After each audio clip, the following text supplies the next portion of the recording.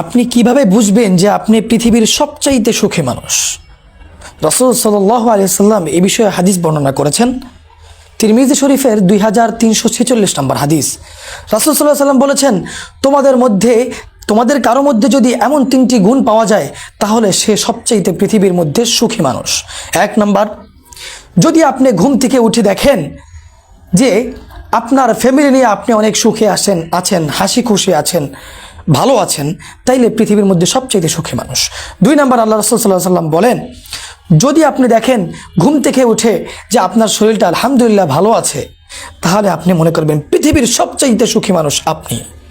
রাসূল সাল্লাল্লাহু আলাইহি ওয়াসাল্লাম 3 নম্বরে যেটা বলেছেন, আপনি যদি ঘুম থেকে উঠে আপনি যদি দেখেন আজকে সারাদিনের খাবার আপনার বাসায় আছে, আপনার আওতায় আছে, আপনার হাতে আছে আজকে সারাদিনের খাবার, তাহলে রাসূল সাল্লাল্লাহু আলাইহি ওয়াসাল্লাম বলেছেন পৃথিবীর সবচাইতে সুখী মানুষ আপনি।